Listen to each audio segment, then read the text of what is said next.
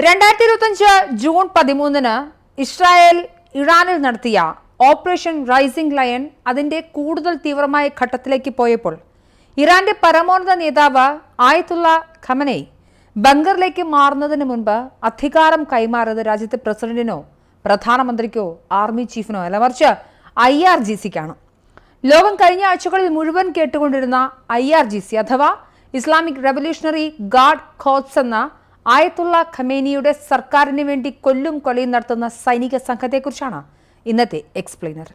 രണ്ട് സമാന്തര സൈനിക ശക്തികളെ ഒരേ സമയം നിലനിർത്തുന്ന ലോകത്തിലെ ചുരുക്കം ചില രാജ്യങ്ങളിലൊന്നാണ് ഇറാൻ. ആർട്ടേഷ് എന്നറിയപ്പെടുന്ന അവരുടെ രാജ്യത്തിന്റെ സാധാരണ ദേശീയ സൈന്യവും കൂടുതൽ ശക്തവും രാഷ്ട്രീയമായി സ്വാധീനമുള്ളതുമായ ഇറാന്റെ മൗലികവാദ ഭരണകൂടത്തെ സംരക്ഷിക്കുകയും ചെയ്യുന്ന ഇസ്ലാമിക് റെവല്യൂഷണറി ഗാർഡ് കോർപ്സ് എന്ന ഖൊമേനിയുടെ ഗുണ്ടാപ്പടയാണ് രണ്ടാമത്തേത്, അഥവാ IRGC. സാങ്കേതികമായി രണ്ടും ഇറാനിയൻ ഭരണകൂടത്തിന്റെ നിയന്ത്രണത്തിലാണെങ്കിലും ഇസ്ലാമിക ഭരണകൂടത്തിന് വേണ്ടി നിലകൊള്ളുന്ന മിലിറ്ററി സംവിധാനമാണിത്. ഇസ്ലാമിക വിപ്ലവത്തിന് തൊട്ടു പിന്നാലെ 1979 Ayatollah Ruhollah Khomeini Islamic Revolutionary Guards Corps സ്ഥാപിക്കുന്നു.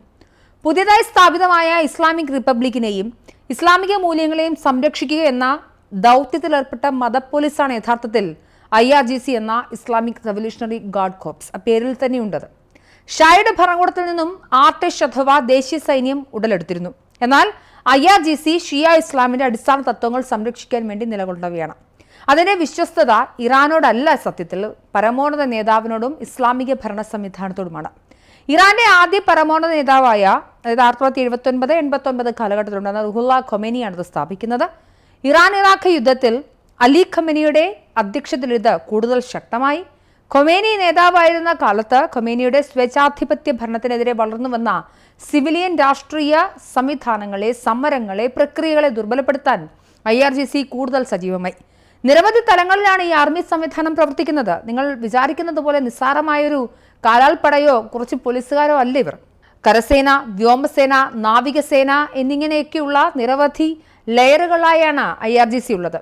എയ്റോസ്പേസ് ഫോഴ്സ് അഥവാ ഇറാന്റെ മിസൈൽ പ്രോഗ്രാമുകൾ ഉൾപ്പെടെ ഇതിൽ വരുന്ന എയ്റോസ്പേസ് ഫോഴ്സ്, വിദേശ പ്രവർത്തനങ്ങളും അതിലെ പ്രധാനപ്പെട്ട കാര്യങ്ങളുമൊക്കെ കൈകാര്യം ചെയ്യുന്ന എലൈറ്റ് യൂണിറ്റായ ഖുദ്സ് ഫോഴ്സ്, ആഭ്യന്തര പോലീസിംഗിന് അല്ലെങ്കിൽ രാജ്യത്തിലെ സാധാരണക്കാരുടെ ഇടയിൽ നിലനിൽക്കുന്ന ഇസ്ലാമിക റെജീമിനെതിരായ വിയോജിപ്പുകൾ അടിച്ചമർത്തുന്നതിനുള്ള സന്നദ്ധ അർദ്ധസൈനിക സേനയായ ബാസിജ് മിലിഷ്യ എന്നിങ്ങനെയാണ് ഈ ലെയറുകൾ. സർക്കാർ വിരുദ്ധ പ്രതിഷേധക്കാരെ അടിച്ചമർത്താൻ ഇറാനിലെ പുരോഹിതന്മാർ ഉപയോഗിച്ചിരുന്ന ഒരു അർദ്ധസൈനിക സേനയാണ് ബാസിജ് മത മിലിഷ്യ. ഇതാണ് പിന്നീട് ഈ IRGCയുടെ ഭാഗമാകുന്നത്.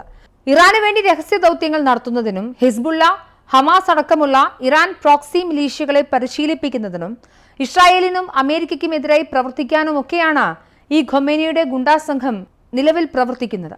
പരമോന്നത നേതാവ് ആയത്തുള്ള അലി ഖൊമേനിക്ക് നേരിട്ട് റിപ്പോർട്ട് ചെയ്യുന്ന ഈ സംഘത്തിന് ഞാൻ നേരത്തെ പറഞ്ഞ പോലെ കരസേന, നാവികസേന, വ്യോമസേന യൂണിറ്റുകൾ ഏകദേശം 1,25,000 മുതൽ 1.5 ലക്ഷത്തോളം ഗുണ്ടകളാണുള്ളതെന്നാണ് കണക്കാക്കപ്പെടുന്നത്. യഥാർത്ഥത്തിൽ ഇവരെ ഗുണ്ടകൾ എന്ന് തന്നെയാണ് വിളിക്കേണ്ടത്. ഇസ്ലാമിക ഭരണകൂടത്തോടുള്ള അതീവ വിശ്വസ്തരായവരെയാണ് IRGC റിക്രൂട്ട് ചെയ്യുന്നത്. മതമൂല്യങ്ങളോട് കടുത്ത അനുഭാവം പുലർത്തുന്ന വളരെ കൺസർവേറ്റീവുകളായ യാഥാസ്ഥിതികരായ ചെറുപ്പക്കാരായിരിക്കും ഇതിലേക്ക് വരിക.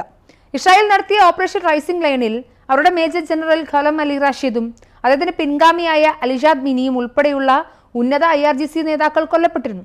എലൈറ്റ് IRGC ഖുദ്സ് ഫോഴ്സ് ഇന്റലിജൻസ് മേധാവികളും ഒക്കെ കൊല്ലപ്പെട്ടു.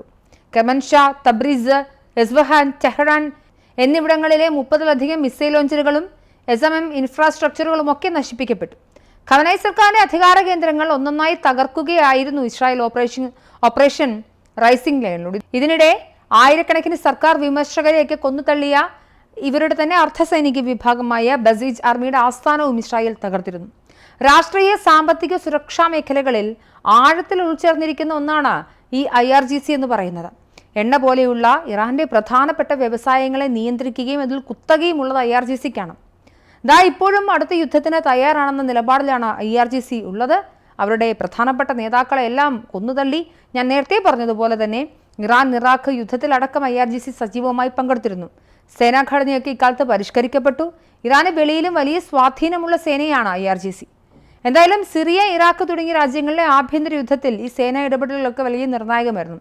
2021 ജനുവരിയിൽ ഇസ്രായേലിനെ തുടച്ചു നിൽക്കാൻ ഫലസ്തീൻ പ്രതിരോധ ഗ്രൂപ്പുകൾക്ക് ആയുധം നൽകുന്ന പ്രക്രിയയിലായിരുന്ന ഖുദ്സ് ഫോഴ്സിന്റെ അന്നത്തെ കമാൻഡറായിരുന്ന ഖാസിം സുലൈമാനിയുടെ വാഹനവ്യൂഹത്തെ US ഡ്രോൺ ഉപയോഗിച്ച് മിസൈൽ ആക്രമണത്തിലൂടെ തകർത്തതുമൊക്കെ വലിയ വാർത്തയായിരുന്നു. ഏതായാലും ജനാധിപത്യ സമരങ്ങളെ പൂർണ്ണമായും അടിച്ചമർത്തും. നമുക്കറിയാം മഹസാമയുടെ സംഭവങ്ങളൊക്കെ. തലയിൽ തട്ടമിടാത്ത സ്ത്രീകളെ കൊന്നു തള്ളുന്ന അവിടുത്തെ മോറൽ പോലീസിനെയൊക്കെ പൂർണ്ണമായ അർത്ഥത്തിൽ സപ്പോർട്ട് ചെയ്യുന്ന ജനാധിപത്യ വിരുദ്ധ നിലപാടുകളുള്ള സൈനിക സേനയാണ് IRGC.